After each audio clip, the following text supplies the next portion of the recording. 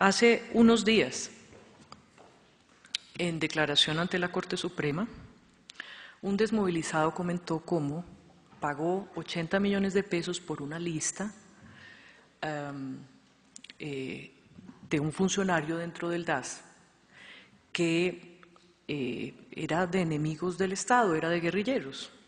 La lista resultó ser una lista de sindicalistas, de personas opuestas a las políticas del gobierno. Igualmente hemos conocido por informes de la Fiscalía, no por informes de ONGs ni de otras instituciones, hemos conocido que el propósito del G3 que articulaba todas las actividades del DAS durante estos 8 años era neutralizar, cuidado con esa palabra que en Colombia tiene un significado muy peligroso, neutralizar y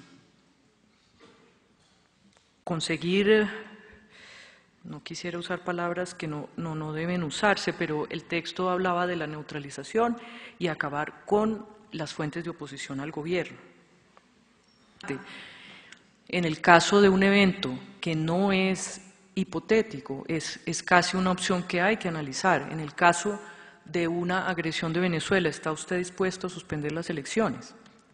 No podemos hablar de una seguridad que es exitosa cuando es una seguridad que no permite el ejercicio de los derechos fundamentales, el ejercicio del derecho a la oposición, como en el caso del DAS, de un derecho a la oposición que se puede ejercer en libertad y que permite acudir además a instancias judiciales de manera independiente, como en el caso del DAS está demostrado, siendo el DAS además una dependencia directamente bajo su mando, es una situación supremamente delicada.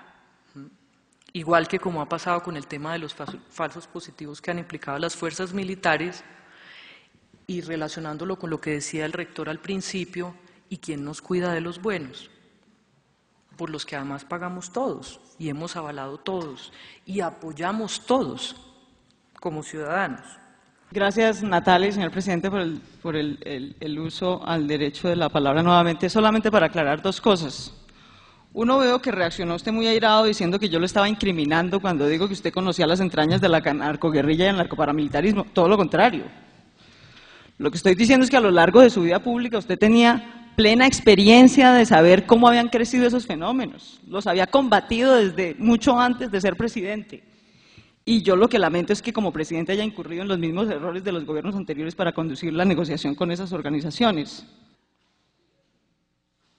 Entonces yo no veo por qué los fiscales y jueces en los Estados Unidos sí pueden negociar la colaboración de entregar rutas, nombres, plata, aliados con los jueces y fiscales de los Estados Unidos y no pueden hacer una negociación en Colombia. Yo me pregunto,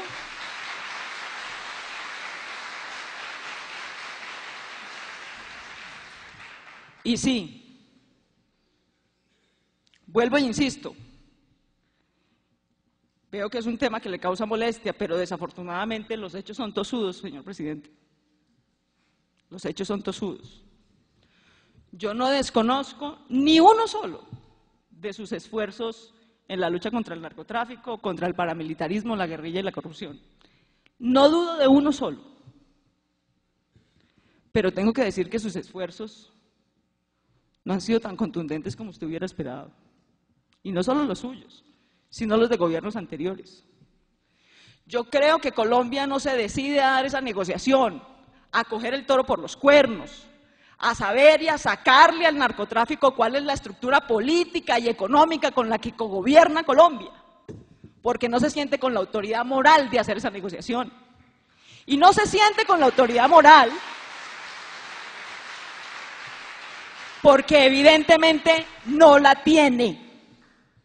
Porque un gobierno y un Estado que tiene sistemáticamente a más representantes del narcotráfico dentro de su coalición de gobierno no tiene la autoridad moral para hacer esa negociación. Y teme hacerla.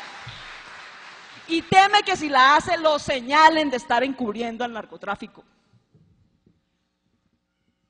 Por eso es tan importante quitarle esa cobertura política al narcotráfico en Colombia. Durante su periodo de gobierno, y usted podrá decir que quizás es víctima de su propio éxito, y le acepto ese argumento. Hemos tenido la mayor evidencia de la penetración del narcotráfico y el paramilitarismo en las entrañas del Estado colombiano como nunca antes. Esto no es nuevo. En 1982, el narcotráfico tenía en Colombia 2 curules en el Congreso comprobadas. El gobierno de la época, el ministro de Justicia de la época y quien lideraba una campaña presidencial en su momento, Luis Carlos Galán, pagaron con su vida sacar a esas personas de su coalición política. Gobiernos posteriores no tuvieron la misma firmeza. Todo lo contrario. Negociaron llegar al poder y a la presidencia, como lo hizo Ernesto Samper, con los dineros del narcotráfico. Y eso lo pagamos con vida y con administración pública y con calidad de vida todos los colombianos.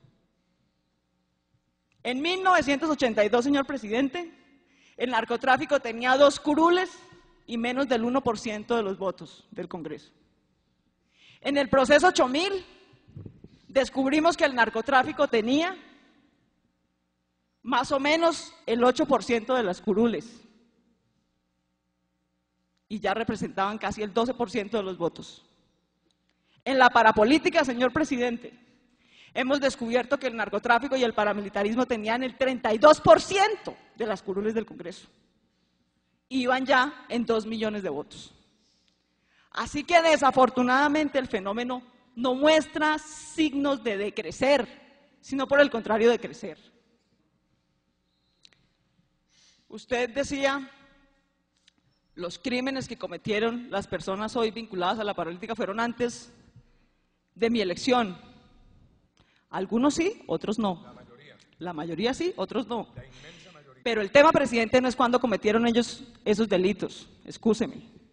El tema es por qué, sabiendo que cometieron delitos, usted acepta seguir gobernando con ellos. Ese es el tema y esa es la responsabilidad que yo le pido que asuma. Termino diciendo lo siguiente. Dijo usted, cito sus palabras, que hacían parte de una coalición de gobierno que apoyaba una gestión legislativa y que usted se sentía tranquilo de mostrar esta gestión legislativa ante el mundo. Señor presidente, déjeme usar un término coloquial. No hay almuerzos gratis. No hay almuerzos gratis. Nadie da apoyos gratis y menos en la política. No le salió gratis al gobierno de Ernesto Samper el apoyo de los congresistas del proceso 8000 y no le ha salido gratis al país y a su gobierno el apoyo a su gestión legislativa de los parapolíticos en el Congreso. No tenga duda de eso.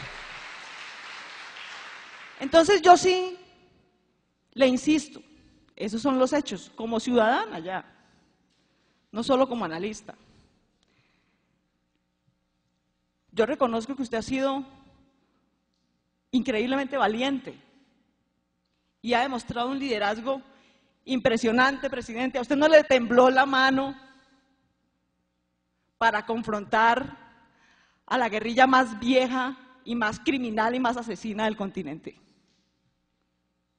A usted no le tembló la mano para sacar a 27 generales de la fuerza pública cuando tuvo indicios serios de que no habían cumplido su responsabilidad para prevenir los falsos positivos. A usted no le tembló la mano para extraditar a 1000 colombianos y traquetos involucrados en el narcotráfico o a grandes capos.